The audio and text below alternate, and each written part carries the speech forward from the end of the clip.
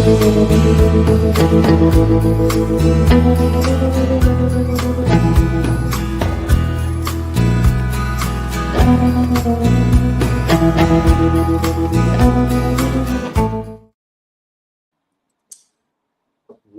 to the show, all you precocious Python people.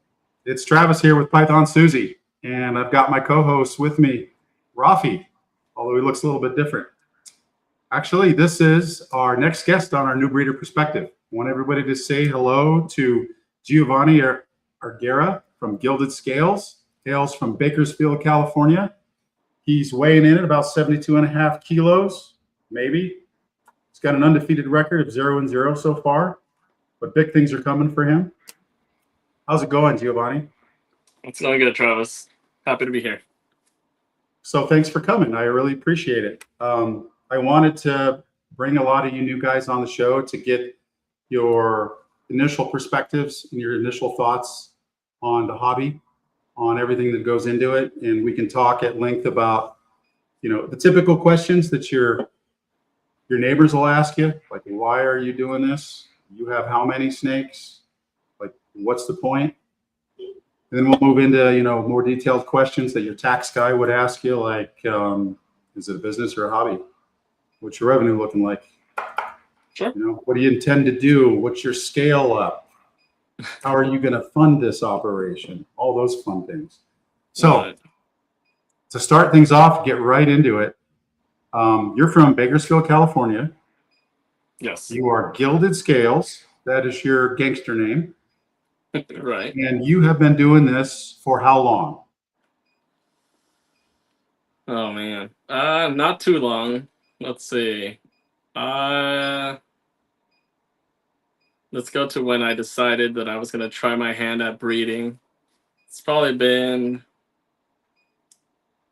maybe a year and a half. Year and a half? Okay. At most. But it's evolved a few times since then. So I'm assuming, like all the rest of us, you loved reptiles as a kid, and you probably had them as pets on and off. Is that correct? No, actually. No? Okay. Interestingly, well, I always thought my story was kind of unique. But the more people I talk to, the more I learn that I'm not the only ex person with the phobia. Oh, really? Interestingly, I used to be terrified of snakes as a kid, which was kind of odd. I try to blame it on like Anaconda movie. It was a great show, but I think it traumatized me as a kid. I remember yeah, it's pretty wild. I watched it, and I have a distinct memory of me and my family going on a hike. I must have been maybe 8 years old, and we're following this trail, and then something just slithered past us, and I don't know what it was, but I just I froze in place and just stared at it, and it felt like it was just staring right back at me. It stopped moving. It was focused on me. My family's telling me, Gio, just go around it. Just, you're fine. Come on. Right. And I wasn't budging. I was fixed on the snake, and my dad had to shoo it away. And it finally slithered on its way. And from then, I didn't have any interest in snakes as a kid. Yeah. You know what it was saying? It was saying, you need to breed reptiles. That's what it was saying. Probably. You just didn't figure that out till later. So how did you go from being scared of snakes to having, looks like at least a whole rack full? Oh, man. Well, this is actually my second time that I've been bit by the ball python bug. Okay. First time was 5 years ago. So going back 5 years, I started to put a collection together. But let's see, I was getting out of my parents' house, getting married, started having kids. I actually grew up in Ventura, California, Oxnard, Okay. more specifically. And so moving out to Bakersfield, and in that process, um, snakes came and went from the Yeah. house. Yeah. And so, Life was priority. We had other things. right. And so, the first time I handled a snake was I was 20 years old. We were visiting a friend, and he told us he had an adult female ball python, a big girl, and he swore that it was friendly. And so I actually let him pull it out, and he just kind of laid it over my shoulders. And I was expecting, something vicious, like quick movement, aggressive, if you will. And it was the total opposite. It almost felt like it didn't care that it was sitting on my shoulders. Yeah. I could have been a tree as far as it was concerned. And so that led to me, I guess, realizing maybe they're not so bad. And then my wife, Sonia, her older sister had snakes growing up, and so Sonia grew up with them around her, and spur of the moment, we walked into a big chain pet store on I think it was a 4th of July sale, and we saw a special, or a fancy ball python, Hmm. for sale, and it That's turns out fancy one. it was just a pastel, but it was really pretty, and we got a deal on it because it had grown larger than the babies, and so they were trying to get rid of it. Right. So we got that one, and that was my first snake. No intention of doing any breeding, but I was enjoying some YouTube, and you know, lots of content, reptile content at that time. And like I said, we got rid of our snakes during our building our life together. And then my oldest daughter, Sammy, I was putting her to bed. She's 7 now, so 2 years ago now. Mhm. Um, I was putting her to bed and just having a conversation, and I asked, "Hey Sam, what's your favorite animal?" And she said a snake, and I was kind of shocked. I was like, "What, snake? What are you talking about?" I don't know if she recalled that we had some at some point or not, but she said it was a snake, and it's getting to be the holiday season, and so I talked to my wife. Um, should we get her one as a pet? Right. And my wife has always been very supportive and just sure, why not? So we actually went on Morph Market for this one, where before I had bought all my snakes off Craigslist or Facebook Marketplace, very local. And so I was looking for a very specific snake since it was going to be a pet. The Right. one, Did you know the what one that snake, specific snake was, or was it? Were you just looking for some temperament, or what? I was looking for a pied. Okay. Because 5 years back, pieds were actually 500, $600. And so I wanted to get her a pied, but I wanted to have, 50-50 pattern, look a nice looking pied. And I mentioned, second time that I got bit by the bug, I also wanted to be a female. We'll raise it up and we'll see what happens. And Yep. so we got, I think she was 800 grams when she was brought in. And so this was my daughter named her Sienna.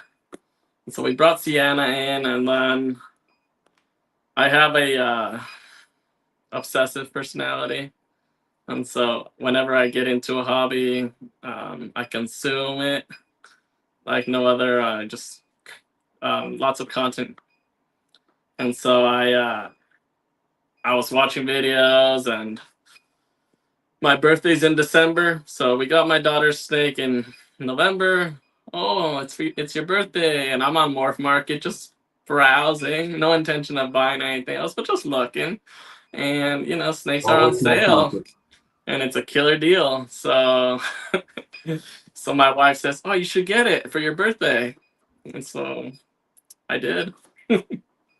So I brought in a second snake. I named him Troy.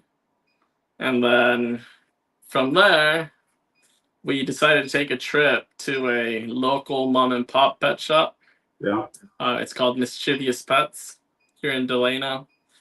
And again, my intention was to window shop, just admire them. I was really enjoying looking at all the different snakes, aside from the ball pythons. And my wife fell in love with an ivory that they had at the store, and she had to have it. So we bought a third snake, and so very quickly, I started accumulating aquariums and trying to figure out how best to stack them. And so, yeah, it very quickly, as soon as I had the third one, I ended up making a shift to more of a rack system because How long ago was this? this goes back January 2025. So Okay. a year and a half ago. So we had 3, and then I discovered I think I bought a handful more, 2 or 3 more, looking at the specific ads on Morph Market, and then I discovered auctions, and oh man. I remember I saw a very particular. It looked like some breeders were, getting rid of extra animals. Different when we started playing. What is it? I don't know, but it's something for adults. Here. I'll go fix it, baby. Oh man. Yeah. Oh, I'm sorry, Travis. I'll be right back. Oh, you're good. You're good. Daddy, Damien keeps on hitting me with Kids are always okay. All right, come on. I used to walk. Let's go fix it. Let's go. Come on. Yeah. Wouldn't be surprised if my kids interrupt me at some point.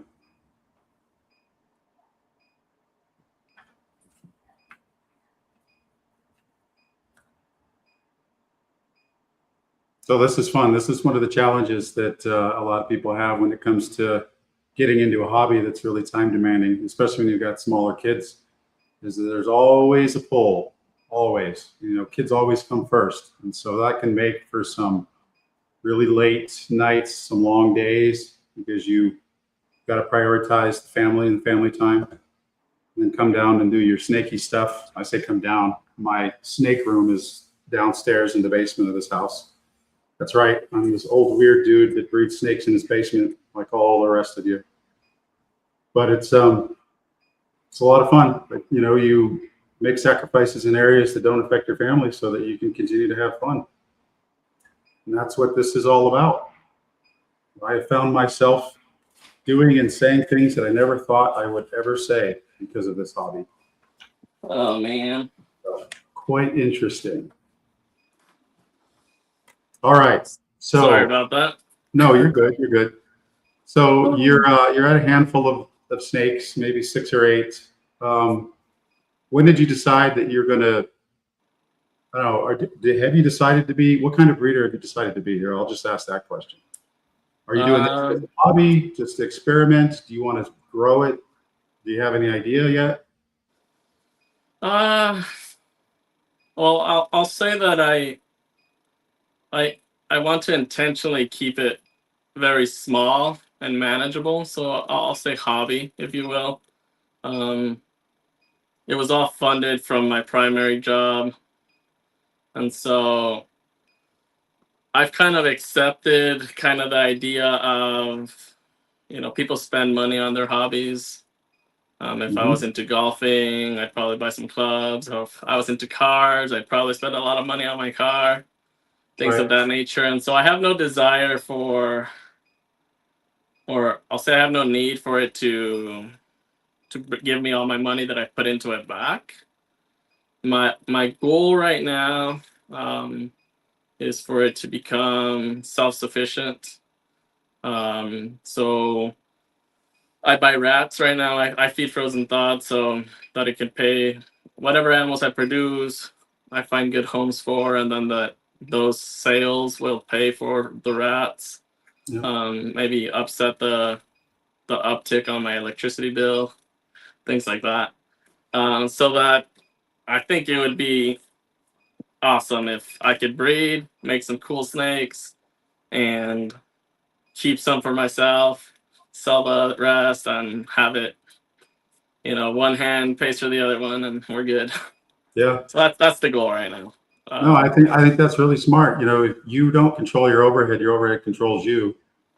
And each snake comes with a monthly bill, right? And while individually they don't really add up to much, but you end up with several racks full really quick. Sure. And I've looked at the prices of frozen thawed, and they've gone through the roof. And so I feel for the guys that have larger collections that do nothing but frozen thawed. So that's I give you kudos for that. And that's my perspective personally. Yeah. Is I don't want to have a huge collection where I have racks upon racks upon racks of snakes and I'm producing dozens of clutches a year. It doesn't appeal to me. I feel like that takes it from being an enjoyable, adventure to a job. You're cleaning tubs. You've got a legitimate business with legitimate expenses that you got to make those expenses plus some. And so I think that forces you to make business decisions that you wouldn't normally make as a hobby keeper. So sure. I looked at it as a $150 ball python costs about as much to keep alive. I say keep alive, to take care of, as a really, really high end, dwarf Burmese python, which is something I'm in. Sure. So I decided that I would bite the bullet and try to buy a lower number of snakes that each had a higher dollar value that didn't depreciate over time, so that I could keep them and I could hang on to them, and I could, I could say, hey, yeah, I've had this girl for 15 years and she's given me 8 clutches or whatever. So I like the whole longevity aspect of things. I like history. I like lineages and things like that. So I think that kind of stuff is really, really cool. I mean, not to to detract from the business of ball pythons. I mean, the genetics are a blast and it's a rush, right? There's always a project that you can build on. Sure. It's just, you got to find the right type of business model for your mindset. So right. Absolutely. It takes some people a long time to figure that out, and that's okay. Yeah, I think, and this might not, this is my opinion. If more people focused on it as a hobby, I think it would be better for the hobby. And I say that because the concern that so many have with overproduction and things of that nature, I think stems from people have overhead that they need to cover, right? Yeah. So now I need to produce, if I don't produce X number of clutches, I don't have enough to sell to offset the cost. Yeah. And so then I don't know. I agree. I don't want to have to deal with that kind of stress of, I don't know. I want to be able to produce. I want to be able to take a year off if I have to. Sure, exactly. Not produce anything and not feel pressure to get to a production margin or something. Right. Because for me, that takes the fun out of it. I have a day job where I have to worry about, those kinds of things. This, I want it to be self-sufficient, like you said.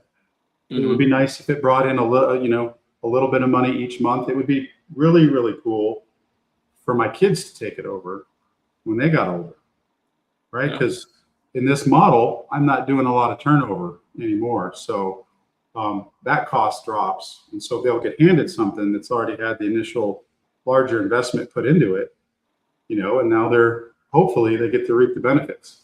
We'll see. I mean, I got into this because of my daughter too. I mean, she saw Blue-Eyed Lucy and she wanted it. And we got a stuffed snake and that didn't work. So we got her another stuffed snake.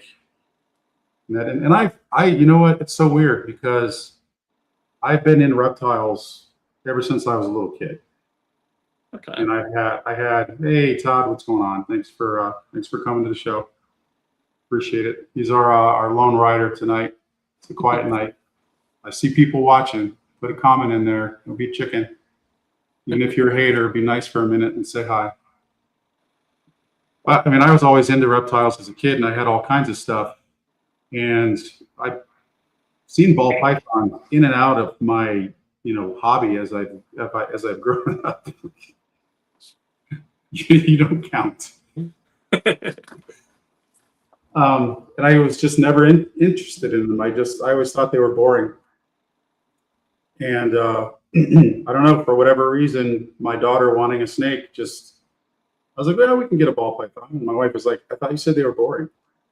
I'm like, yeah, they are boring, but it's like a pet rock, so it'll be great, for her to just get a first experience. It's not a monitor. It's not going to chase her around the room, and try to bite her or anything like that. So, sure. And it's not, fast, so we can lose it, right? We spend more time looking for it than taking care of it. So, right, yeah.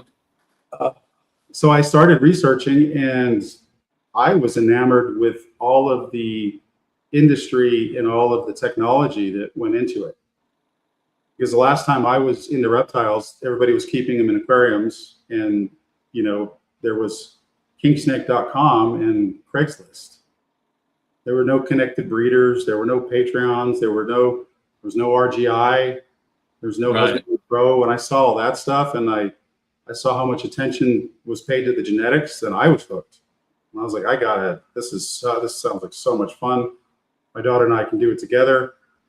But yeah, things evolve, and I'm a business person by heart. So the hobby is a business. So I want to make the business work.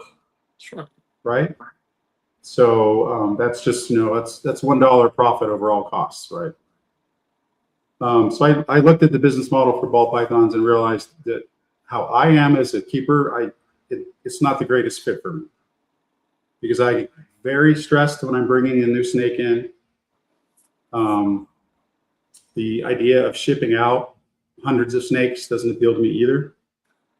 So, and like I said, I like the longevity. I have ball pythons here that, I'm trimming my ball python collection down about 50%. And I'm looking at the list, and I'm like, I don't want to get rid of any of these snakes. I like them all. Sure. So I'm already in that position, where I'm adjusting, and I'm already making decisions that I don't want to have to make. So anyway, that's kind of where I came from on this whole thing. And that's been my evolution over the last 2 years and some change. So let's see, we got Todd says his son and he are just about to start a reptile company as well. Looking forward to working it with him. I think that's awesome. I think that's totally awesome. My oldest son, I put him in martial arts with me, and we did martial arts for decades. And I think it meant more to me when he got a black belt, his senior year in high school than it meant to him. So I think doing this kind of stuff is just, with your kids, is just awesome. Holly, what's going on? Thanks for stopping by. Want to check her show out. Not Another Reptile Podcast. Sometimes you talk about reptiles, most of the time. Awesome lady. Thanks for stopping by. So, but back to you. Let's talk about your gangster name, Gilded Scales. How did you come up with it? What was that process like? Oh man. So that one was actually pretty simple. So I mentioned I got into, ball pythons, and so some of my favorite content had to do around the business aspect of it, and a lot of it spoke to a brand, a way to identify yourself and do it early. Don't wait until you have your first clutch, so that hopefully people know who you are when you do have anything available. And so I started, thinking about what I wanted to call the hobby. And I had several names pop into my head. I seem to enjoy that aspect of trying to get creative and playful with things. And so I had a few that popped into my head, but I was like, no, I don't. Some just didn't fit. One of my favorite ones I came up with that I haven't seen used yet was Hakuna Morfata. That That's good, right? is good. I like that one. So I was like, oh, that'd be. Anyway, so I didn't use it. I just kind of All was right, like, you heard it here first, everybody. heard it Hakuna here first. Matata. That's Geo's. Don't take it from him. And so, Gilded Scales was I like to use AI to brainstorm, and so I said G for Giovanni, S for Sonia. Let's talk, and I wanted something that had a appeal of luxury of something quality special. One of the snakes I first got came from someone called Designer Ball Pythons, and so I like that idea of it. And so I ended up with Gilded Scales, and I chose that because it allowed some flexibility. I wasn't tied to ball pythons, but reptiles in general, and so that's just kind of what I've stuck with. So that's been the name since I started doing it all, but for the year that I've been doing it. But the logo has gone through several evolutions. Okay. I keep changing it, and I think my wife's sick of it already because I'll come in with, what do you think? And 3 or 4 new variations of it, and there was a recent video I watched that spoke to make sure it's memorable. Someone's gonna look at it and remember it, and so my current logo, I actually drew a little inspiration from you. I was like, From man, I me need for to your put current logo? your logo. Oh, wow. I thought I had no idea. a beautiful Oops, I woman. didn't know this before we brought him on the show. I swear to God, I didn't know. Well, I like that.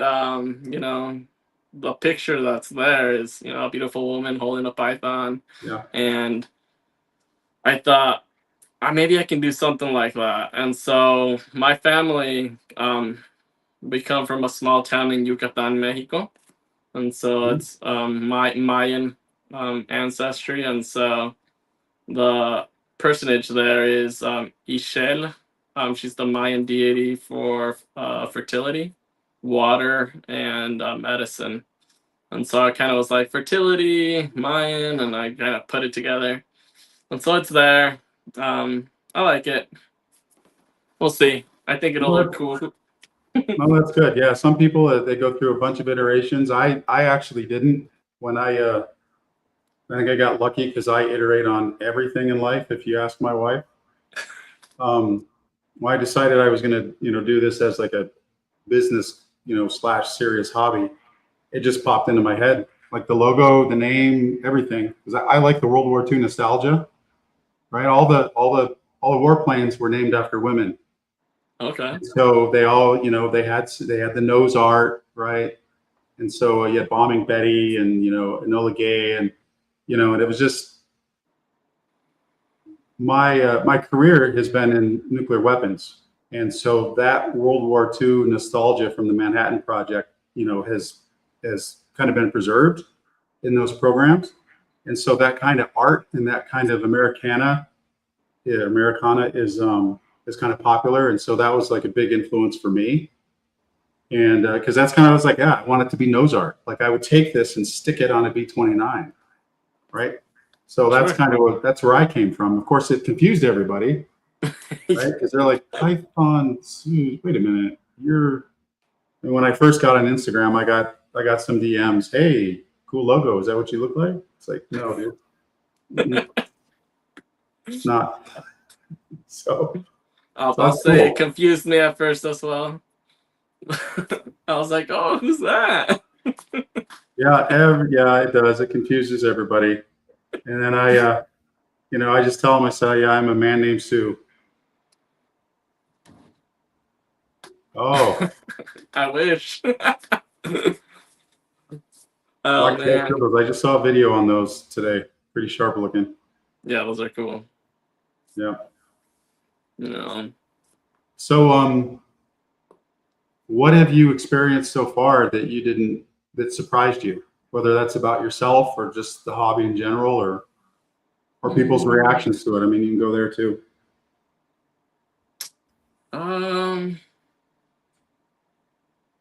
one thing that surprised me was I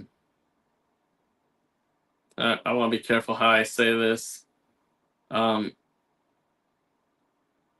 we amass so many animals, we can no longer provide proper care for them. And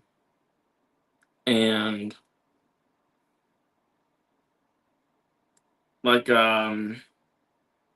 just some of the stuff that gets put out there, I feel like we have to, as enthusiasts of reptiles, people who enjoy them, we should be careful what we present to the public, because most people don't like snakes, and so we want to make sure we're painting the right picture for people.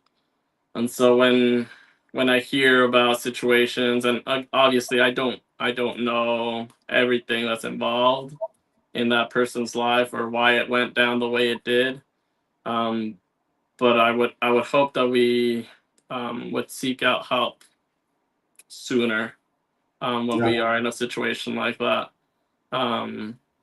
which is something that I found is like the community seems to be very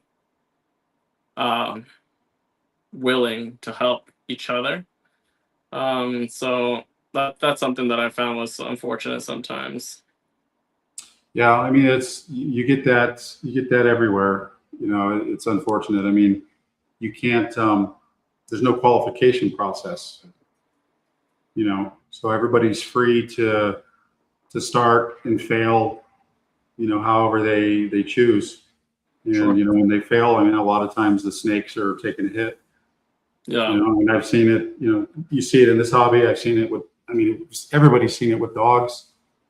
You know, Sure. dog breeders and things like that. I mean, yeah, it's just. I think the best thing that you can do, like you said, is be intentional with what you present, and also be intentional with your care and your husbandry. And totally sounds like that's what you're doing. You're not trying to get out over your skis and stack, you know, get racks and racks of snakes. You know, you're thinking about the overhead, and I think that's great. I think that you're a great addition to this hobby. You know, and Thanks, Ross. I hope you guys stick to it, and I hope that you got some longevity this time. And so, yeah. So speaking of that, what do you have any plans? Do you have a strategy? Is there a goal snake? Is there an end state that you envision when you clean your reptiles, like I did, like I have? There's certain so I primarily have ball pythons now. I have one snake that's coming that's branching out a little bit. I have certain morphs that I really enjoy. One of them is asphalt, and the super asphalts. I really like. I have one yellow belly lace that's het pied. I really want to do some things with lace as well. And then the recessive that I really like is Krypton. So the het clown het cryptic combo. I personally think that the fact that it's a lilac with clown. I mean, everyone has a clown. Clown is so heavily worked. Right. You just now we're gonna make the Krypton version of everything, and so I think that's really cool. I think I'm leaning more towards trying to. I want to create what you would consider, or many would consider, like a pet level snake, but do it in such a way that it's not easily reproducible. Projects like the gray matter, the panda pied, or the urban camo. You know, those that unfortunately those due to the genetics involved, some of the offspring aren't as healthy. So I'm trying to steer away from that. So my idea is if I can make it supers. So I'm thinking like super asphalt, white lace, blackhead, GHI. Stack them that way. I really like the darker snakes, and so I don't foresee them being, you know, the $20,000 snakes because I didn't invest in those. I do have a few snakes, but the odds of hitting them are pretty low. And so yeah, I think I'm leaning towards more pets. Okay. That being said, I did invest more money than I originally intended, specifically. Every ball python breeder alive. But I did so specifically because I knew that by the time this girl grows up, I need it to be more than, you know, pastel het desert ghost. You know, it needs to have more to it. And so I picked up some, you know, some better snakes. One of my favorite ones is a super orange stream leopard desert ghost het pied. Oh yeah, I love that combo. And so I love leopard and OD, and desert ghost is, yeah, it's definitely becoming a massive favorite of mine. Yeah, it's a striking look. And so we'll see. One of the things that I want to say I worry about, I guess, is not being able to rehome what I produce, right? And Right. so for that reason, I want to be very purposeful with what I put together, and I try to invest in the visual as much as I could, because I didn't want to make 50 normals that are double hets that if you're not a breeder, you're not interested, and even breeders aren't all that interested. Right. And so that was and so that's I think the challenge is many people feel in order to increase your odds of producing your dream snake, you need more numbers. Because I need to have 6 clutches aiming at that dream snake. And I don't know, I don't know if I could. That's just not my style. And so I tried to do Buying the visuals. visual is smart. And when I first got into this, I had some folks telling me, don't waste money on the visuals, just buy the hats. They're a lot cheaper. I'm like, that's like an extra step. That's extra snakes. I don't want to do that. Right. And I can buy the visuals, so I'm just going to buy the visuals. Right. So.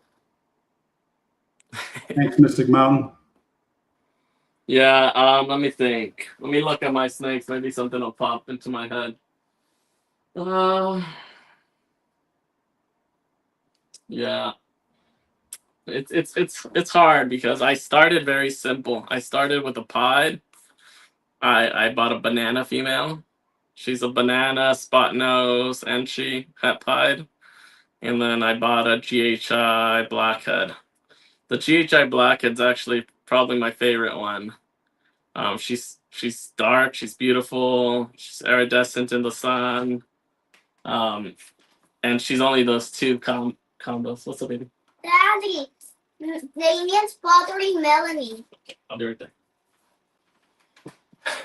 Oh, jeez. Sorry about that. You're good. And so I found that it doesn't have to be a stacked snake for it to look good, and so a lot of times less is more. And so you want to combine the right genetics. And so I mentioned I like asphalt, so I bought a super asphalt pied, because that way when I pair him, I know that all his babies will have asphalt, and I'll probably keep the best one. Mm-hmm. You know, and so that's my plan as far as trying to stack. And then the way the current price are on snakes, it's made it tough not to buy everything when everything sounds like a good project, and so I've had to try to be very purposeful, or more purposeful with my purchases. Daddy, go to the living room. Okay, baby. Can you tell him? Damien, be good. Melanie, go to your room, baby.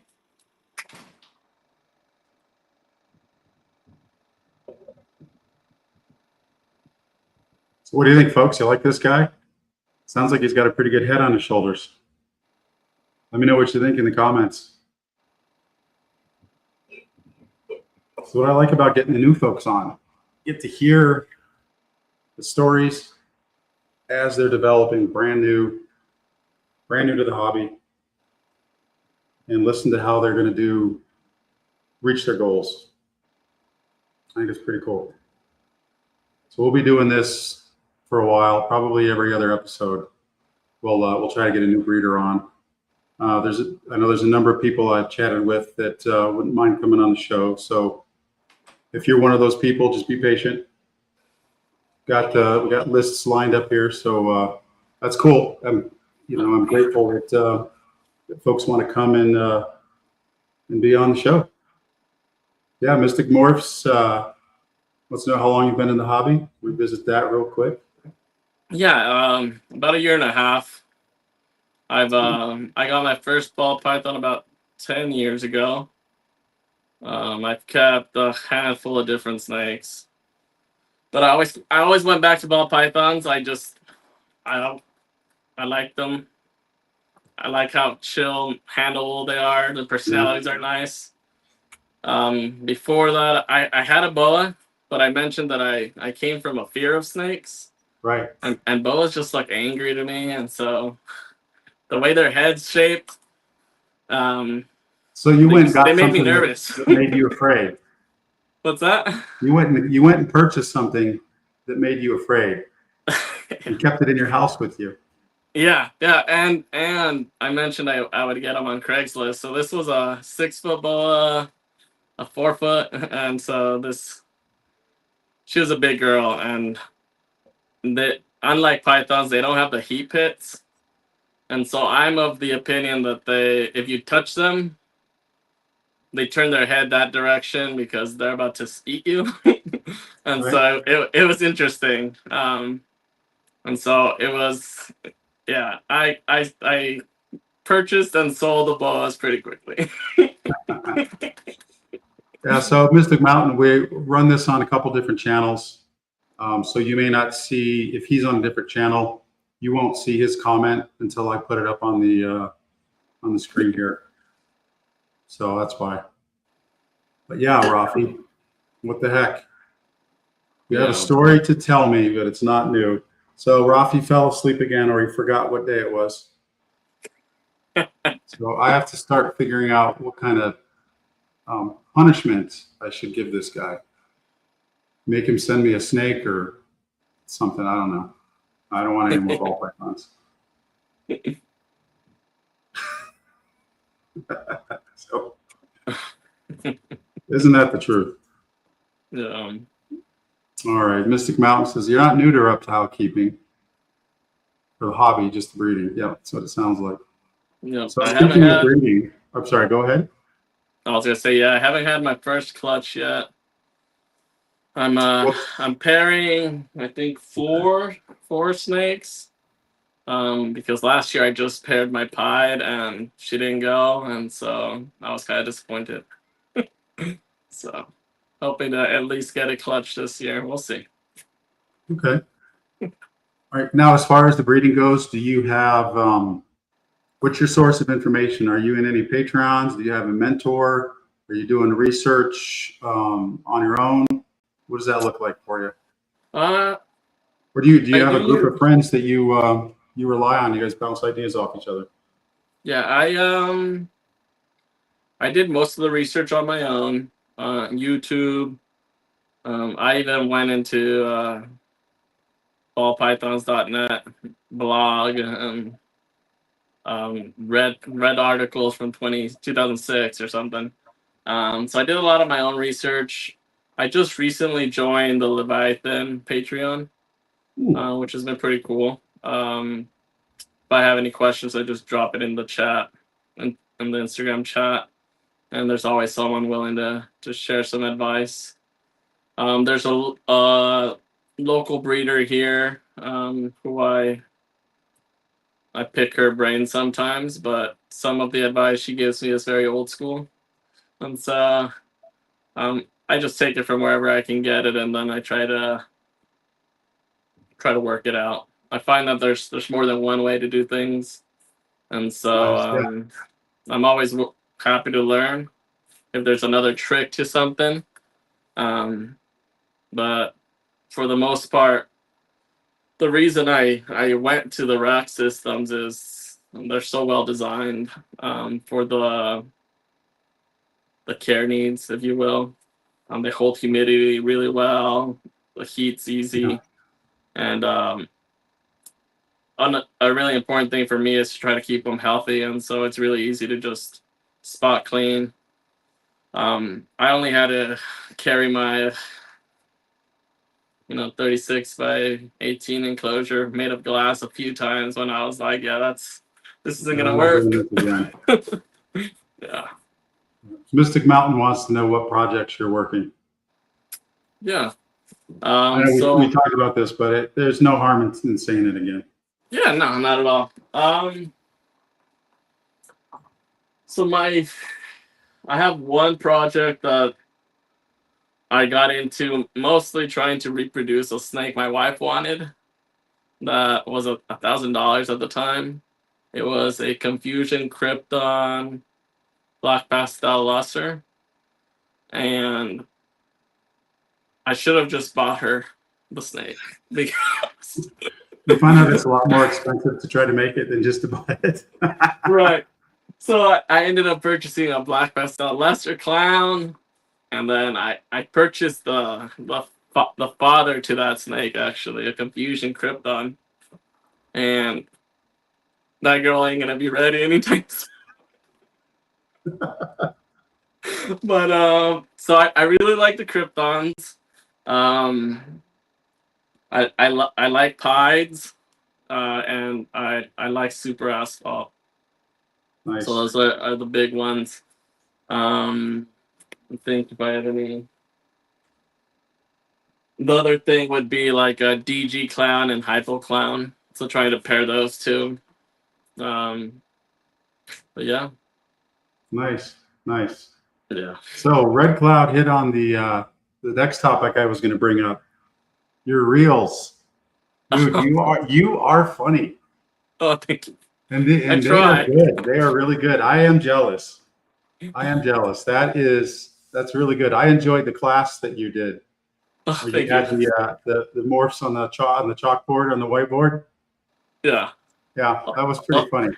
Well, I was trying, and this is the funny part to me. Have you seen this guy that's teaching English using a whiteboard? Is this how do you say? He says, no, why would you? Yeah, that guy, right? So okay. I was trying to recreate that. I don't know if I did a great job. And that's why the commentary was, no, why would you think? You don't see how? And so my wife, however, said, I don't think everyone knows that guy.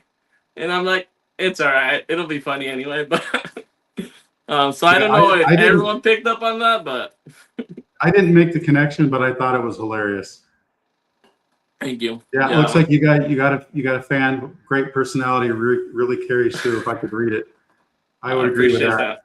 Thank you. Yeah, I would agree with that. It's I enjoy your reels actually. So thank you. You've got a story. I click on it. So yeah. Well, that's the challenge. I don't have any clutches, so I'm trying not to just here's my snake, post a picture. Nothing against that. I enjoy looking at the pictures of snakes, but so if I'm gonna have to share something, I like to keep it a little entertaining if I can. But well, they're definitely entertaining, and of course the veterinarian in the comments. Do you quarantine new animals coming in? Yeah, I not as long as I'd like. And the reason for that is this is where I keep my snakes in this separate room. So when I quarantine, it's not for very long, maybe 30 days. But it's closer than I'd like. So it's still within the facility, but I feel like I should do more. Thankfully, nothing's been sick, and I do a process to do a soak on the newcomers. I keep the new snake on paper to try to observe it, things like that. But yeah, that's one of my challenges. That's also one of the reasons why I haven't been bringing anything new in. Is one, I'm at capacity. That rack's full. I had originally intended to have the way I sold it to my wife was, it'll be great to have clean tubs, available, ready to go for the, just switch the snake to the clean tub, clean the new one. Now the rack's full. And so I have one other rack here, and then I have a hatchling rack that is empty. But yeah, that's one thing I need to do better on, is in quarantine them separately. Yep. Doc says he can help with a quarantine protocol if you're interested.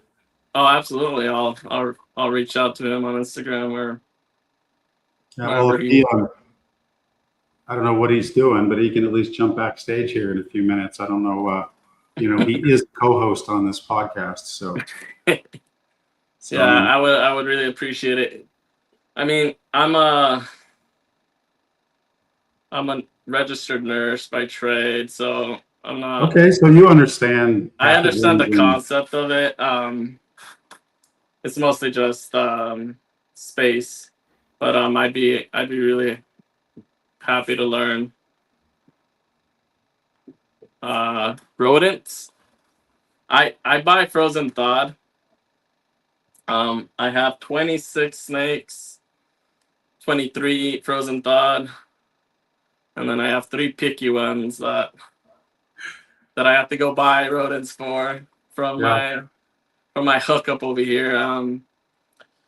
I have one that will only eat a live mouse, and then one female that's special picky. She only took, I think, 9 meals over the last year, and I finally figured out she likes light-furred rats.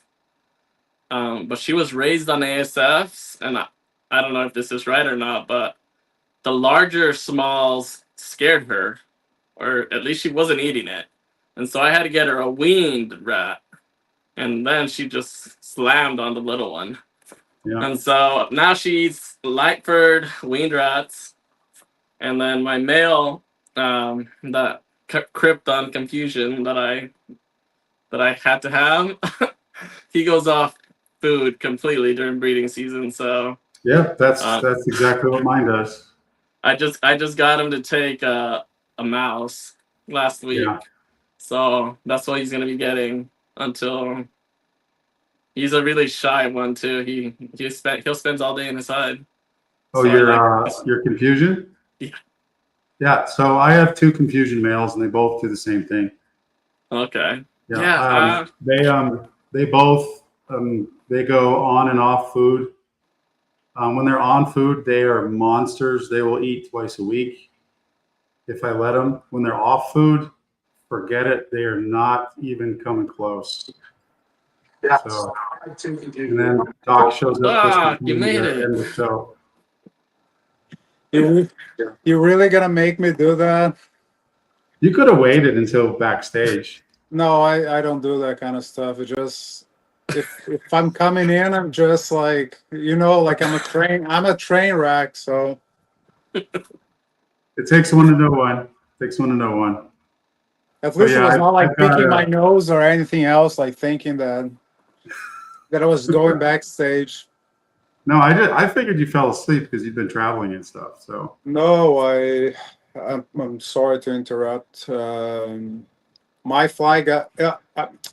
I was in Louisiana, and that is a very small, like, regional airport in Monroe, and it kept getting delayed, and then my brain, like with all that happened yesterday, and like. Yeah, you don't have to explain it. No, it's just It was kind of, my brain was not working properly. It usually doesn't, but it was even worse Yeah. today. So Yeah, I was going to say, I don't think that's like abnormal for your brain not to be working. oh, the normal is my brain is abnormal. So Yeah, so we were just getting ready to talk about confusions not eating, or we just started it. So No. yes, my male confusions act exactly like yours does. Does it When they're really? on food, they are monsters. They will crack the tub going after a rat. When they're off food, you can't, like, they won't even come out of their hides in their tubs. Like my one confusion male, his name's Carl. The only reason I know he's alive is because the ASFs disappear. So, but I mean, yeah, he goes off food. The other males, I would say they average twice a month, because especially during breeding season, when there's business going on in the rack, like everybody can smell it. So, the eating drops off for the males quite a bit, except for the Angolans. The Angolans, they eat no matter what. They'll eat while they're locked. so I don't going to that conversation. I don't know if I had a theory like that the problem is not confusion itself, but like a couple of lines of confusion that people had bad eaters and they started reproducing like to get the looks. Because I've heard a lot of breeders that they do not have any issues with their line of acid or confusion. Yeah. The only male confusion I have I just saw the acid one. I had an acid and a confusion. The acid took a lot of time, like he was like not eating at all, and then he just like started eating. But this was when it was a hatchling, and then after that, like he ate nonstop, like, and he's 3 now. But the confusion, he is 3, and he's probably, default guess, 600 grams, and like not much size to him. Like he's like very skinny, and like I wouldn't breed him. Yeah, see, my blackhead confusion fire male that I absolutely love, and I want him to be strong and breed. He's 1,000 grams, but he's thin. I would say he's probably my longest male, which is weird. Mine's the same way. Yeah. Yeah, mine's 1,100 something. He can put up a little more weight when he's eating. Very long, like very big. But yeah, I don't know, he's just shy. It took, I got him to take frozen thawed one time. Other than that, he wants live, and it's because he won't take it off the tongs. He wants me to just drop the rat in there and leave him alone. Yeah. Yeah, Red Cloud says the same thing. His confusion animals, he's got 3, and they're all picky, shy eaters. Hey, bud. Hi, Dad. Get him. Yeah. Get him. Yeah, so yeah, my blackhead confusion fire guy, he ate just fine until he was like maybe a year, 700 grams, 800 grams maybe, and then he just like became a terrible eater. Yeah, I don't know what happened with some, to be honest. I had a lot of different lines of thought, but in the end, some of the things, without science, I don't think we would need to have like necropsies of like some animals that pass away and just see if there's anything different. But have you ever tried to breed your confusion or no? Mine? Yeah. Yeah, it's a proven breeder. It came from designer ball pythons. I think he's in New York. He's a pastel confusion krypton. He's locked for me twice, but he goes off food, and so I just stopped pairing him because I didn't But feel he was really skinny. He was going off food before or after you pair him, like from the get go. Like how did it go? I think he was already not eating, and then I paired him, and he didn't he didn't eat again. And so I stopped pairing him. And then finally he took a mouse last week, which is odd because the breeder who I bought him from said he's only ever ate rats his whole life. But I had a live mouse, and so I threw it in there, and I was actually digging through the substrate a little bit because I couldn't believe he actually ate. But how long was it fasting for? 4 months? Yeah. But it goes back to like January. So maybe he was gonna start eating because it's getting hot again anyway. I don't know. Maybe it's a coincidence. Was he being bred before? Like, was he an active breeder, or he was a proven breeder, but he was not breeding for a long time? Because what happens sometimes is people buy adult animals, and the seller doesn't say, the breeder doesn't say, me, like, this animal was breeding for 6 months. You should give this animal a 3 month break because otherwise it's not gonna go back on food. I don't know if he was or not. Yeah. I just sold the animal that I sold. He was a acid hurricane phantom, and I sold a couple of adult females to him. And the customer asked, like, "Oh no, actually, I offer him. Do you want me to breed some of the females because some of them are developing follicles? I can start pairing. Like, I have a couple of males that you can use as well. I don't mind. Like, I had some of my males that I was not using for the season, so I was pairing for him." And then he asked me to pair this male with a female that he bought from me, and I said, I don't think we should do that because he needs a break. Okay. And he was eating, but when you're breeding an animal for like 4, 5, 6 months, it's eventually it's going to need a break. Yeah, I've had this guy for I think over a year now. When I first got him, the breeder told me he had paired him a few times. I guess he wanted to get one last clutch out of him or something. And so then I purchased him, and so he sent him over. He didn't eat for 4 months. And then he finally started eating again. I didn't pair him because none of my females were up to size at that time last year. Now I paired him, but like I said, he only paired twice, and then I stopped because I think what I'm gonna do is when he is eating, he's gonna eat every week, so that he can put on some. This is actually what I do. I try. There was a line of thought back in the day that fat males were too lazy. Like, I've never had that issue. I want to pack as much weight as I can on my males because if they go out of food, they have the reserve. That's what they do in nature. Like, they're going to try to get as much food as they can before the breeding season because they need energy, because they're not going to be able to keep up with food when they're thinking about other stuff, right, that are more important. Right. Um, so I try to pack as much food. I would give sometimes more food to my males than the females. If the females are not developing, I feed them normal.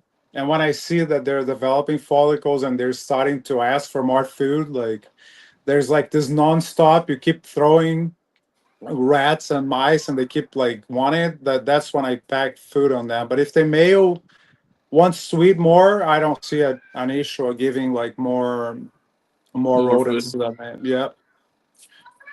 Nice. You want reserve on that body. No, I would agree with that. Sorry about that. Yeah, I agree. I think that's what I'll do when he wants to eat. I'm just gonna feed him, so I won't have that same issue. I have one girl that I'm growing up. She's a black pastel phantom clown, and she is het pied, and she proved het hypo through shed testing. Great. And so I want to put him to her and make some clowns and some kryptons, and I'll test for the hypo.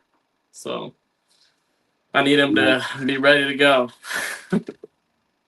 Sweet. Well, Mystic Mountain's been waiting on this answer for a while. What other reptiles do you keep, or is it just ball pythons? I know you mentioned you had something on the way that you were branching out. Did you want to share that, or are you keeping that close to the chest?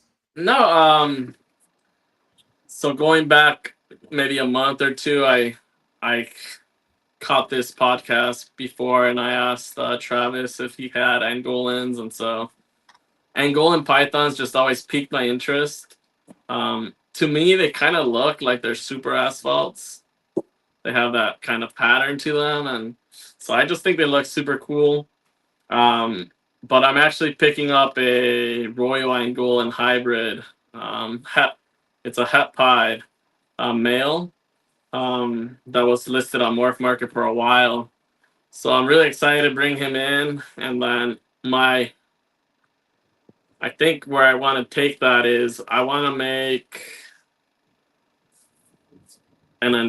as close to Angolan as I can pied, right? And so he would have to go either to an Angolan female or another F1 hybrid. Yeah. And then kind of hold back and then do it that way to try to the goal be I'm curious how that'll look. Yeah, then, no, that's awesome. I absolutely love it. I have het pieds here that I've got a male and a female. So they take a while. I mean, they grow fast, but they don't mature as fast as ball pythons, I'm finding. Like my big girls, my two large Royal Angolan girls are well over 3,000 grams, but they're not ready. I mean, they're at 5 millimeters, and I put a male in there with them, and they coiled up tighter. They turned into ball pythons. They coiled up super tight and buried their heads and didn't want anything to do with them. The guy's all like, "Hey, what's up? What are you doing? Like, can we, can we chat a little bit?" Like, they're just not ready yet. I think maybe next year. How old did you say they were? So these guys are. Make me go pull up my Husbandry Pro. I think that they are 2023s, October 2023 for my two big girls. So that's not bad. October 2026, we're looking at 3 years. So 3 years. Okay. So they're actually not as old as I thought they were. Yeah, that's one of the things that actually drew me to the Angolans was one, apparently they're not super common. And then I kind of like the idea that they take longer to mature. Yeah, I like that so too. It'll be like less of a quick buck for someone. Yeah. Currently, all I have is racks, but the reason I haven't purchased a pure Angolan is I want to do an enclosure for it. Yeah, you mentioned that it's always ready to come out, and so it's something that I want to see and give it a little bit more space if it moves around that much.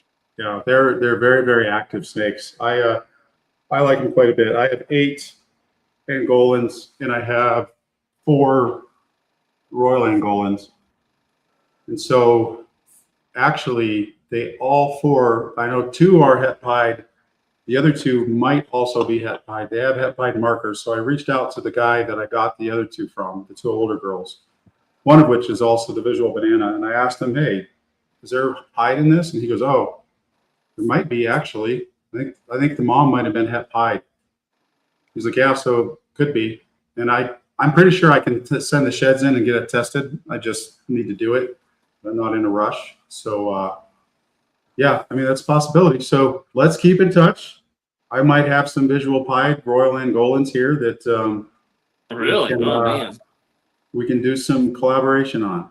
That would be Mr. awesome. Mountain, he has an Angolan as well. That's awesome. Every time somebody says they have an Angolan, I love it. Rafi hates them. Mystic Mountain says that. Why are you talking about? The only reason why I don't have them is because you have them, and I don't like you. So no, to be completely honest, some species I would not put in a rack system, and right. I don't like boas and I'm not cheating on anybody that do or does. It's just like I don't see like retics, boas. I like to see like how they move and they climb, and Yeah. so if I would get one of those, I would have to get an enclosure. Yeah, I agree with that. I've had some of mine in racks because I moved and everything and haven't built their enclosures, and they do not like it. And so I've been, this is an Angolan. I've got a Sanzinia here, Angolan down here, and then I've got a big 6 foot enclosure down here with my big breeding pair in it right now. Wow. And they use every bit of the enclosure. And I've got a big shelf in there. So they've got double the surface area to crawl around on, and they use the whole thing. What's the size of your enclosure for 4x2x2?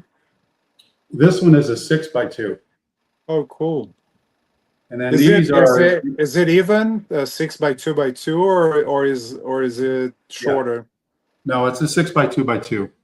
And these are the 2x2 cubed here. So they only have one 6x2x2, and I have my 9-foot boa. Yeah. No, she's this girl she's pushing 7 feet. So she's big. Do you have perches in there? Say that again? Do you have perches in there? Perches? Yeah. I have a rock shelf, if you will. Oh, so God. they're semi-arboreal, but they're like a D- in capability. Like they barely make the cut as being semi-arboreal. They climb as good as a blood python?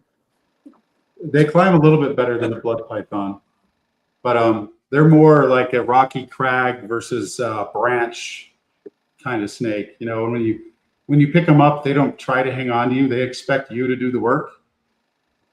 And so like they just crawl around, and they're like, if you drop me, it's on you. It's like you're the one that's going to get hurt on that one, buddy. And speaking of Leviathan, hey friends, we know that's Steven. Thanks for coming by. Hey, Giving Steven. a shout out to Geo. Geo was telling us that he's in your Patreon. Sounds familiar. I think I might have been on that Patreon. That's where I got. That was the first Patreon that I got into, and it's good. It's great. There's a lot of good breeders in there, and I think Steve and Courtney do a fantastic job managing that Patreon. So thanks for stopping by, Steve. Appreciate it. Sergio does too. So so these big enclosures, perfect for the Angolans, and they're constantly moving. What size do you use for your Angolans? For the enclosure? Yeah. These are the dubias. So I ended up going with these because I have the ambient room temperature, which is perfect for their cooler side of things. And the shipping is just so cheap with these. Oh, they have 6-footers with dubias too? Yeah, they've got 6x3x3s also. Are they stackable? Yeah. Yeah, I have 2 more of the 6-foot enclosures that I still have to build. And then I have the 2 6x3x3s for the Bolins that I have to build also. I just got the stands for those finished. So those will go in the Bolins room, which is the cold room. So buy me the ticket, and I'll go and I'll help you assemble them. Actually, I'm lying. I don't have time for crap. So I'll. Yeah, I was going to say, what are you talking about? Even if you pay for my time, and like I don't have any time to sell. So, but yeah, you'll really like that snake. I personally think that the Royal Angolans are fantastic pet snakes. I really do. They're beautiful snakes for one, because you get all of that color from the ball python, but then you get the Angolan influence on the morph, right? And I think I showed you guys the banana before, right? The banana it looks totally hybrid different. looks way different than the banana in the ball python. And so I want to breed that back into the Angolans and try to get as high percentage visual banana Angolan as I can, because I think that'll be like a lime green and yellow snake. Yeah, because the base color of the Angolan is different than the base color of the ball python of a wild type. So I think that's why you have different shades when you have like the banana. That makes sense. Yeah. Yeah. Yeah. There's a lot of purples and greens in the banana in And the I think hybrid. there was a 1.1 angle on auction at Mark Market right now. Yeah, somebody sent that to me. They're like, "Hey, are you going to bid on these?" I'm like, "I already have 8." But that's the issue when you want to do it right. Like you can't have too many, right? Like if you want to have them in enclosures, like you only Right. have Space. so much space. Just Yeah, like and the that boa file, like if you look at his place is like enclosures like from back to back, and he has the shorter ones too. So it no, not saves for a me. little space. I'm too Yeah. busy. I can't get away and do anything right now. Were you going, Todd? So yeah, I mean, they're fantastic snakes. I love them. They really do behavior wise. They take after the Angolan. They're very curious and very outgoing. At least the ones that I have. I mean, I have a small sample size, but I can tell you this: they always eat, and I think that they probably have a better feeding response than even the Angolans. I definitely think there's a lot of hybrid vigor there. I think they have a stronger constitution than both the Angolan and the ball python. And Bolins are really hardy snakes, but I wouldn't really call them tough, if that makes sense.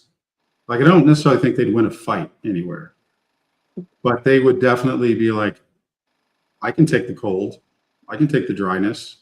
Oh, you're desiccating over there. I'm doing just fine. So they're really good at surviving. But as far as like vigor, they're just calm and curious. But the Royal Angolans, the hybrids, there is definitely vigor there, Okay. 100%. Yeah, I think So it'd be really cool to work that side.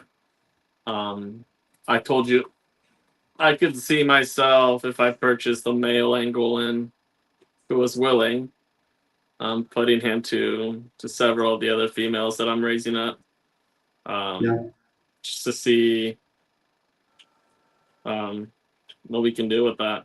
yeah. I I mean, mentioned the pet level. I think if we're gonna keep them in captivity and it's meant to be a pet, I think it'd be great to try to create the perfect pet snake, right?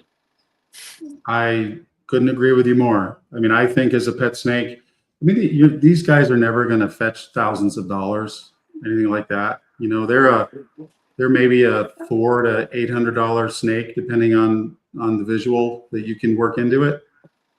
You know, and maybe that's a little higher for some people, but pet level, I mean, I think that they're they're so easy to take care of. They're a shoe in. Right. So yeah, that's I my mean, thought. What do you got, Shannon?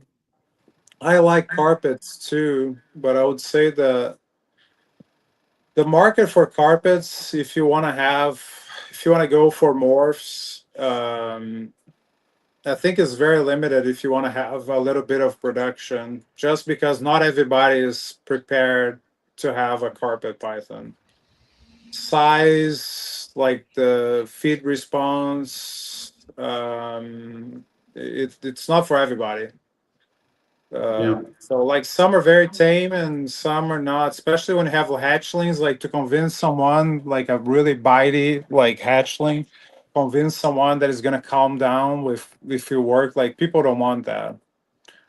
Even ball pythons, people ask me something, and I'm honest, like if I have a spicy hatchling, I tell like this, it might never calm down. Like most of them, they, especially the strangers, oh my god, like my all of my strangers besides one, when they're hatchlings, they're gonna stride at my shadow. But that the Nialis were the same when they were like hatchlings. Now they calm down.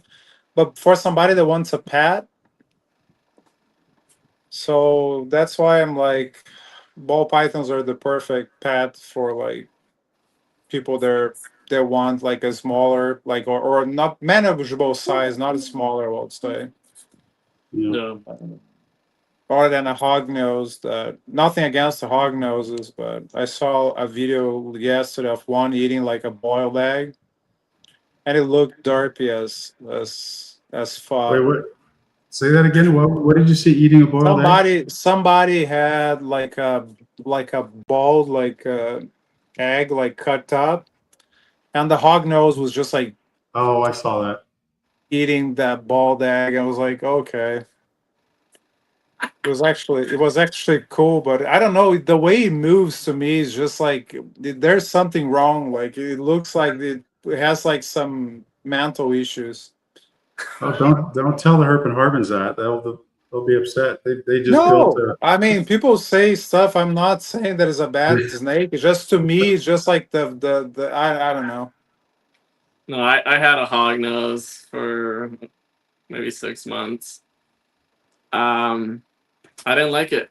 It would hiss, and it was a fake strike. It wasn't actually trying to bite me, but the way I'm like, it's this big, and it's making me flinch and hit my hand on my cage every time, and I mean, I and to be honest, I mean, it's very cute. Like it's like the just the hog nose by itself is really cute. I mean, I can, but me as a breeder, like I can't. It's just Yeah. it's not for me. Like any, some people love anacondas. Like I I would never have an anaconda. And some people maybe It's hate ball weird 'cause pythons, and that's okay. maybe it's a I always dwarf wanted a hognose anaconda. snake when I was a kid, and I have no interest as an adult. I mean, same thing. If you want to and if you want a ball python, and you're worried about that as a pet, and you're worried about that snake is not gonna eat eventually, don't get a ball python because it goes in cycles. Some would never stop eating, and some will fast, and you have to calm down and just be patient.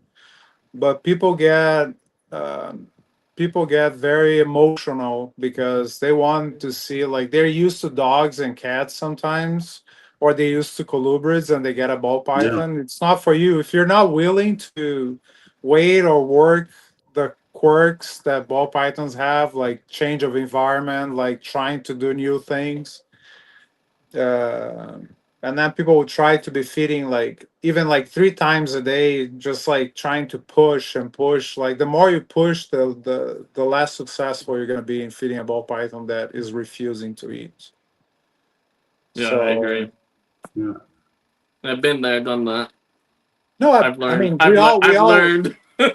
we all done that. Like I remember in Brazil, like we would get imported ball pythons, and those things were never eat because we didn't even have the infrastructure that you guys had in here. Like we sometimes we could get like a heated rock that should the ones with the wire that you put inside, like that's something that we would get. Like we didn't have heat pads, we didn't have rack systems, we didn't have the lamps. The most that we had was the mercury vapor lamps that we use for iguanas, but was not for that purpose. We find out that you could use, and there was not much information available, like other than books.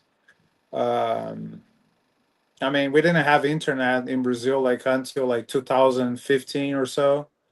So, just kidding. No, but we didn't have Yeah. a lot of I have information. no I mean, choice but to believe you, Rafi. was not the focus. Brazil, like reptiles, was not the focus. Like big fish community in Brazil, like a lot of equipment will come imported. Right. Um, was not the focus of like pet stores to bring stuff for reptiles. Right on. But Mystic Mountain says rubber boas are awesome pets too. I wouldn't know, but I live in Idaho, and they're native out here, so I would love to run into some. So that'd be cool. Well, hey folks, we're at an hour and a half. I think it's probably good for us to wrap up. Gio, it was great having you on the show. I'm super stoked that you're getting a hybrid. I think that's awesome. Thank you. Hybrid community grows every day. I'll have to bring you into the hybrid chat if you're not there already. I'm not, but yeah, that'd be great. So definitely do that. And everybody else that was in the chat, I appreciate you coming by and saying hello and giving Gio a little bit of support. Stephen from Leviathan, thanks for coming by and supporting your guy here. Much appreciated. Everybody else, until next time. Rafi, what is the outro? What do you say? And I'll see you on the next one. Bye. See you on the next one.